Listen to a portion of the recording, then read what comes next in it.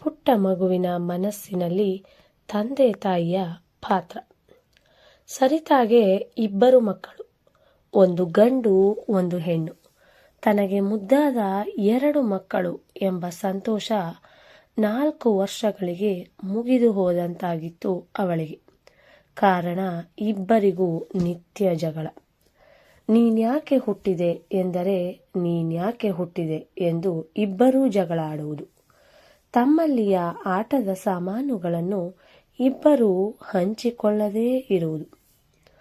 ಅವರ ಈ ವರ್ತನೆಯನ್ನು ಎಳೆಯ ವಯಸ್ಸಲ್ಲೇ ಚಿವುಟಿ ಹಾಕಬೇಕೆಂದರು ನಿಪುಣರು.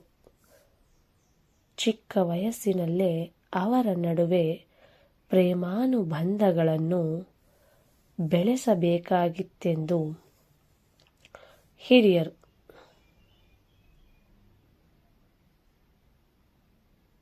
ಸಾಮಾನ್ಯವಾಗಿ ತಂದೆ ತಾಯಿ ಮೊದಲ ಮಗುವನ್ನು ಬಹಳ ಪ್ರೀತಿಯಿಂದ ನೋಡಿಕೊಳ್ಳುತ್ತಿರುತ್ತಾರೆ. ಅದನ್ನು ಯಾವಾಗಲೂ ತುಂಬ ಮುದ್ದು ಮಾಡುತ್ತಾರೆ. ಅದು ಕೇಳಿದ್ದನ್ನೆಲ್ಲ ಕೊಡಿಸುತ್ತಾರೆ. ತಂದೆ ತಾಯಿಯ ಈ ಪ್ರೀತಿ ತನಗೆ ಮಾತ್ರ ಎಂದು ಬೆಳೆಯುತ್ತದೆ ಮೊದಲ ಮಗು. ಮತ್ತೊಂದು ಮಗು ಹುಟ್ಟಿದರೆ ತನ್ನ ಪ್ರೀತಿಗೆ ಇದೊಂದು ಅಡ್ಡ ಬಂತು ಎಂದು ತಿಳಿದುಕೊಳ್ಳುತ್ತದೆ ಮೊದಲ ಮಗು. ಅದು ದೊಡ್ಡದಾದ ಮೇಲೆ ಇಬ್ಬರಿಗೂ ಮೇಲಿನಂತೆಯೇ ಜಗಳ ಶುರುವಾಗುತ್ತದೆ.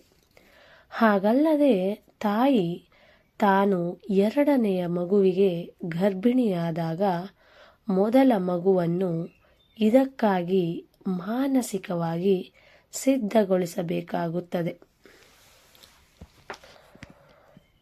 ನಿನಗೆ ತಮ್ಮನೋ ಅಥವಾ ತಂಗಿಯೋ ಬರುತ್ತಾನೆ. ನೀನದನ್ನು ಯಾವಾಗಲೂ ಪ್ರೀತಿಯಿಂದ ನೋಡಿಕೊಳ್ಳಬೇಕು ಎಂದು ಮೊದಲ ಮಗುವಿಗೆ ಆಗಾಗ ಹೇಳುತ್ತಿರಬೇಕು. ಇಲ್ಲದೆ ಹೋದರೆ ತಾಯಿಯ ಮಡಿಲಲ್ಲಿರುವ ಆ ಪುಟ್ಟ ಕಂದ ತನ್ನ ಸ್ಥಾನವನ್ನು ಆಕ್ರಮಿಸಿಕೊಂಡಿತೆಂಬ ಈರ್ಷ್ಯಾ ಭಾವನೆ ಮೊದಲ ಮಗುವಿಗೆ ಬರುತ್ತದೆ. ಅದರಿಂದ ಆ ಮಗುವಿನ ಬಗ್ಗೆ ಅಸೂಯೆ, ಕೋಪ, ಈರ್ಷ್ಯವನ್ನು ಬೆಳೆಸಿಕೊಳ್ಳುತ್ತದೆ. ಅದು ತಾನು ಒಂಟಿಯಾದಂತೆ ಭಾವಿಸುತ್ತದೆ. ಮೊದಲ ಮಗುವಿನ ಮನಸ್ಸಿನಲ್ಲಿ ಇಂತಹ ಭಾವನೆ ಬಾರದಂತೆ ಮಗುವಿಗೆ ತಂದೆ ತಾಯಿ ತಿಳಿ ಹೇಳಬೇಕು. ತಮ್ಮನಾಗಲಿ ತಂಗಿಯಾಗಲಿ ನೀನು ಪ್ರೀತಿಯಿಂದ ನೋಡಿಕೊಳ್ಳಬೇಕು ಎಂದು ಮಾನಸಿಕವಾಗಿ ಅದನ್ನು ಸಿದ್ಧಗೊಳಿಸಬೇಕು.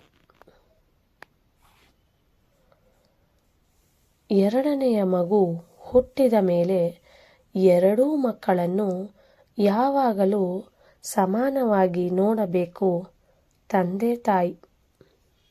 ಹುಟ್ಟಿದ ಮಗುವಿಗೆ ಅತಿ ಪ್ರೀತಿಯನ್ನು ತೋರಿಸುತ್ತಾ ಮೊದಲ ಮಗುವನ್ನು ನಿಕೃಷ್ಟವಾಗಿ ನೋಡಬಾರದು.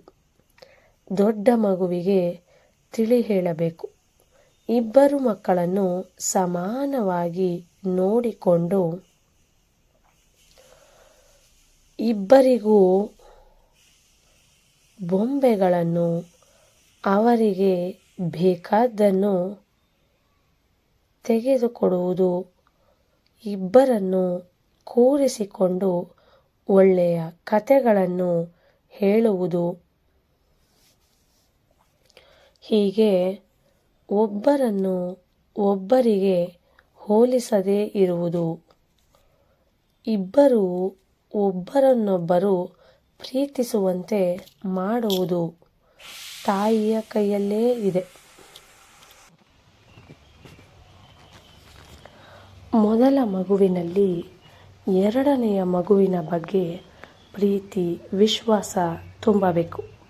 ಆಗ 2 ಮಕ್ಕಳು ಖುಷಿಯಿಂದ ಯಾವಾಗಲೂ ಇರುತ್ತಾರೆ. ಧನ್ಯವಾದಗಳು.